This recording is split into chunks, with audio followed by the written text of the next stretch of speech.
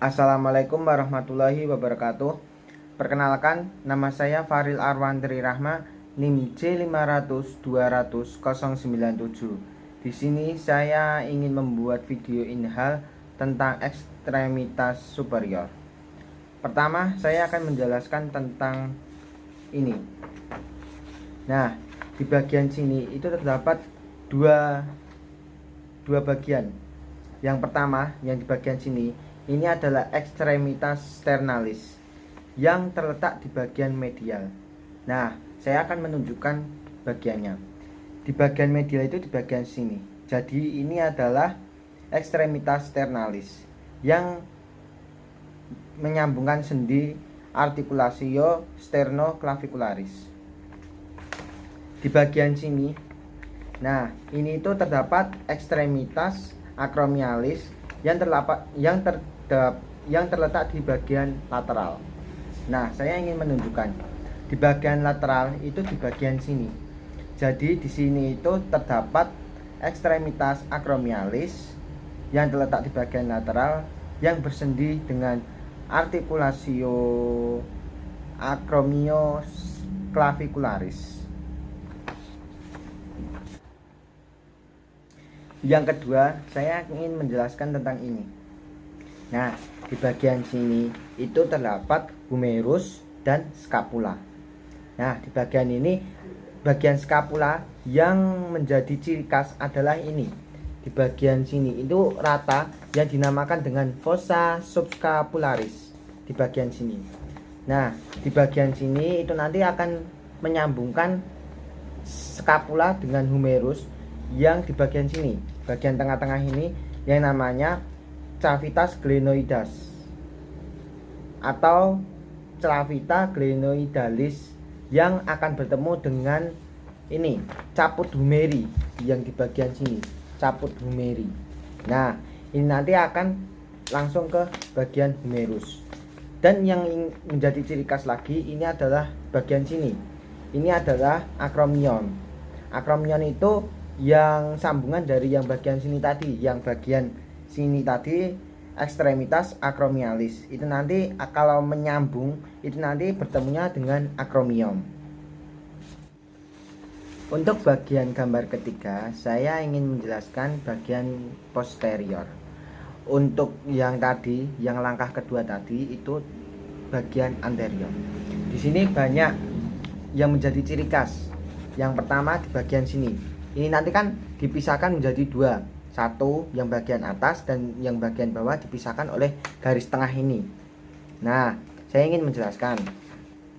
Untuk yang bagian atas, ini nanti namanya fossa supraspinata yang dipisahkan menjadi garis lurus atau tonjolan. Nah, garis lurus ini adalah sedikit tonjolan yang di bagian belakang sini. Nah, bagian sini kalau semisal ada tonjolan itu adalah spina scapularis atau spina scapulae. Nah, di bagian bawahnya, di bagian bawah spina scapulae itu kan terdapat ruangan yang agak besar dibandingkan yang di atas tadi. Nah, ini nanti dinamakan fossa infraspinata. Nah, untuk spina scapulae ini kan ini kan ditarik garis lurus. Gimana ya? Ya, kalau ditarik garis lurus atau menuju ke bagian sini nanti namanya berubah menjadi acromion. Yang sudah saya jelaskan yang bagian pertama tadi, bagian acromion itu menyambungkan ekstremitas acromialis. Jadi di bagian sini nanti terdapat sendi articulatio acromioclavicularis. Nah, di bagian sini tadi kan saya sudah menjelaskan juga kalau bagian scapula nanti akan bertemu dengan humerus. Di bagian sini nanti sudah saya jelaskan tadi. Nah, yang jadi terpenting itu di bagian posterior dan anterior yang membedakan adalah ini loh, sedikit tonjolan ini. Ini namanya fossa olecrani. Oh iya, itu namanya fossa olecrani di bagian sini. Nah, ini menjadi posterior. Jadi kalau semisal ini nanti lurus atau ditekuk, nanti kalau bisa dirasakan nanti ada yang membuka dan ada yang menutup di bagian sini, Nah, ini menjadi ciri khas yang bagian posterior. Di bagian gambar keempat saya ingin menjelaskan tentang ini. Ini adalah bagian tulang yang berada di sini. Nah, saya ingin menjelaskan kalau di bagian ini yang sejalan dengan jempol ini adalah radius, dan yang sejalur atau ini adalah ulna, yang sejalur ini. Nah, di bagian gambar ini juga sudah dijelaskan. Kalau menurut saya yang menjadi ciri khas dari radius ataupun ulna itu adalah yang ini. Di bagian sini kan itu kayak seperti itu loh, yang seperti bagian paku yang buat mukul.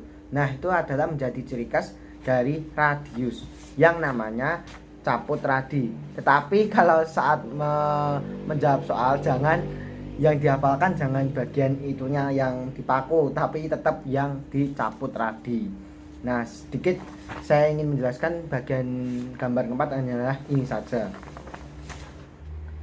Bagian terakhir dari video saya ingin menjelaskan bagian tulang yang berada di telapak tangan. Di sini terdapat 8 tulang-tulang yang menyusun telapak tangan kita. Saya juga sudah menyekankan buku netter dan sudah saya printkan. Di sini sudah jelas disebutkan terdapat 8 tulang yang menjadi inti telapak tangan kita. Di sini yang pertama adalah os trapezoideum, yang kedua adalah os trapezium, yang ketiga adalah os scapoideum, yang keempat adalah os capitatum, kelima os hamatum, keenam os pisiforme, ketujuh os triquetum, yang terakhir adalah os lunatum. Nah, di sini saya sudah menjelaskan 5 gambar. Nah, di bagian tersebut mungkin saya sedikit terpatah-patah atau sedikit melihat gambar yang sudah saya printkan, jadi mohon maaf. Sebelumnya, apabila ada kekurangan dari saya, itu datangnya dari saya pribadi. Apabila ada yang lebih, itu datangnya dari Allah Subhanahu wa Ta'ala. Semoga video inhal saya ini diterima oleh kakak-kakak Aslab, dan semoga nilai saya juga sudah terpenuhi. Sekian dari saya. Wassalamualaikum warahmatullahi wabarakatuh.